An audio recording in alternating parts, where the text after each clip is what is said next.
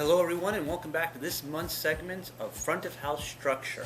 This month's sales segment, we're going to focus on what I like to call icebreakers, and I'm going to tell you what they are, and I'm going to tell you how to use them. But it's very important for you to understand this one main philosophy when applying this month's sales point. And the philosophy is this: if you take this philosophy and you apply it to every time you contact your table, you're going to be so much more satisfied with your sales. And the philosophy is this: if you don't tell them about it, they won't know about it. And if you don't suggest it, they're not going to buy it. Again, if you don't tell them about it, they won't know about it. And if you don't suggest it, they are not going to buy it. Okay, so this is how icebreakers and this philosophy all kind of wrap themselves around each other.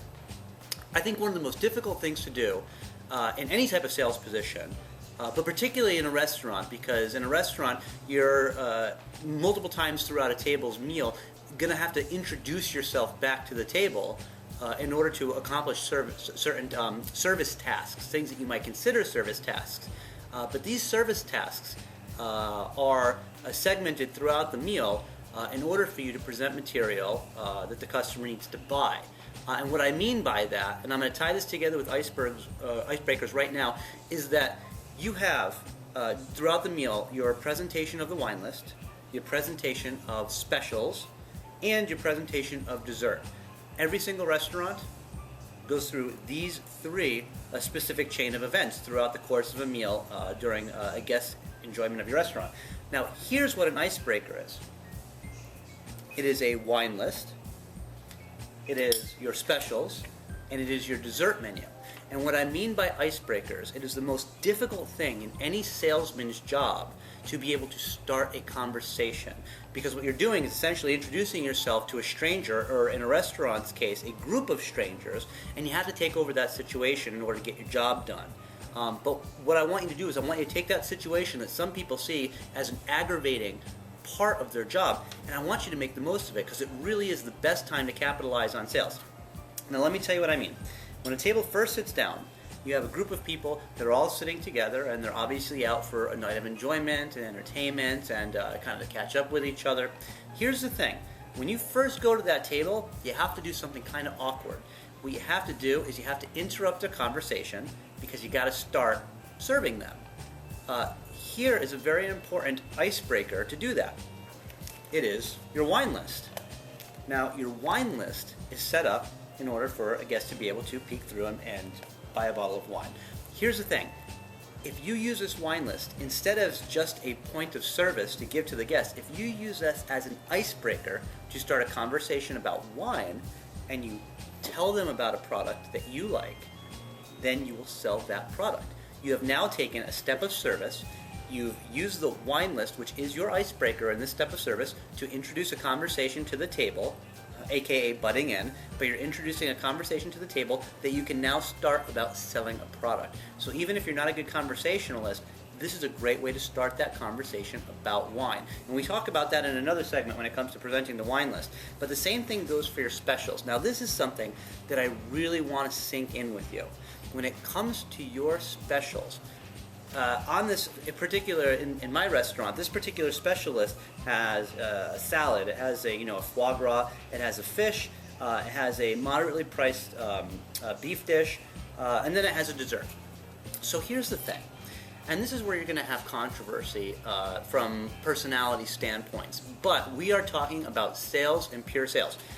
On this specials list, and the same specials list that you have in your restaurant, when you go to your table, I am interested about 1% in whether or not you sell any of these specials. Now, here's what I'm interested in.